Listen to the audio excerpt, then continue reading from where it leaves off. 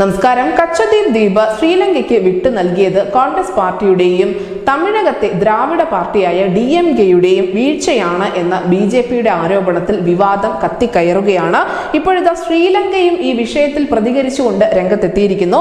കച്ചദ്വീപ് തിരിച്ചുപിടിക്കാൻ കേന്ദ്ര സർക്കാർ വേണ്ട നടപടികൾ സ്വീകരിക്കുമെന്ന് BJP-യുടെ തമിഴ്നാട് അധ്യക്ഷനായ K. അണ്ണാമലൈ ഒരു പ്രസ്താവന നടത്തിയിരുന്നു. ഈ പ്രസ്താവനയെ കുറിച്ചാണ് നിലവിൽ ശ്രീലങ്കയുടെ ഭാഗത്ത് നിന്നും പ്രതികരണം ഉണ്ടായിരിക്കുന്നത്. ശ്രീലങ്കയെ സംബന്ധിച്ചിടത്തോളം കച്ചദ്വീപ് ശ്രീലങ്കയുടെ നിയന്ത്രണ രേഖയിലാണ്. ശ്രീലങ്കയുമായുള്ള ആരോഗ്യകരമായ ഒരു നയതന്ത്ര ബന്ധമാണ് മോദി തുടരുന്നത്. കച്ചദ്വീപ് ദ്വീപിന്റെ അധികാരം തിരിച്ചു നൽകാൻ ഇന്ത്യയിൽ നിന്നും ഇതുവരെയും ഔദ്യോഗികമായ ഒരു അറിയിപ്പും തങ്ങൾക്ക് ലഭിച്ചിട്ടില്ല. ഇന്ത്യയിൽ നിന്നും ഇത്തരത്തിലുള്ള ഒരു അഭ്യർത്ഥന വരുമ്പോൾ മാത്രം അതേക്കുറിച്ച് സംസാരിക്കാം. അത്തരം ഒരു ആശയവിനിമയം ഉണ്ടെങ്കിൽ ശ്രീലങ്കയുടെ വിദേശകാര്യ മന്ത്രാലയം അതിന് പ്രതികരണം നടത്തും, അല്ലെങ്കിൽ അതിനോട് കൃത്യമായ മറുപടി രേഖപ്പെടുത്തുമെന്നാണ് ശ്രീലങ്കൻ പ്രസിഡന്റ് റനിൽ വിക്രമസിംഗയുടെ മന്ത്രിസഭയിലെ മന്ത്രിയും തമിഴ് വംശജനുമായ ജീവൻ തൊണ്ടമാൻ മാധ്യമങ്ങളോട് പറഞ്ഞിരിക്കുന്നത്. എന്തായാലും ദില്ലിയിലെ BJP ആസ്ഥാനത്ത് വാർത്താ സമ്മേളനത്തിൽ സംസാരിക്കവേ ഈ കച്ചദ്വീപ് വീണ്ടെടുക്കാൻ സർക്കാർ പദ്ധതി ഇടുന്നുണ്ടോ എന്നുള്ള ചോദ്യം മാധ്യമങ്ങൾ നമ്മുടെ വിദേശകാര്യ മന്ത്രിയായ S. ജയശങ്കറിനോട് ചോദിച്ചിരുന്നു.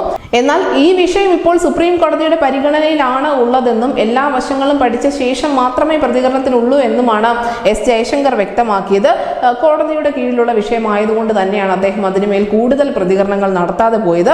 എന്തായാലും കച്ചദ്വീപിൽ നിലവിൽ നിരീക്ഷണം ഉൾപ്പെടെ നടത്തുന്നത് ശ്രീലങ്കൻ സൈന്യം മാത്രമാണ്.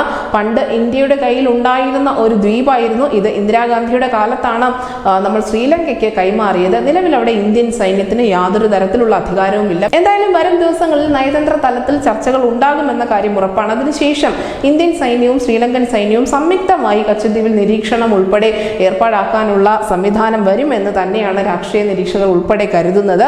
ഈ ശ്രീലങ്കയുമായി നടത്തുന്ന നയതന്ത്ര ചർച്ചകൾക്കൊടുവിൽ ഇന്ത്യ ദ്വീപ് തിരികെ പിടിച്ചാൽ പോലും അതിൽ അത്ഭുതപ്പെടാനില്ല. നമുക്കറിയാം, പലപ്പോഴും BJP സംസാരിക്കാറുള്ളത് പാക് അധീന കശ്മീരിനെ കുറിച്ചാണ്. ആ പാക് അധീന കശ്മീരിനോളം തന്നെ പ്രാധാന്യമുണ്ട് ഈ കച്ചദ്വീപിനും എന്ന് തന്നെയാണ് നരേന്ദ്രമോദി ഉൾപ്പെടെയുള്ളവർ ഓർമ്മിപ്പിക്കുന്നത്.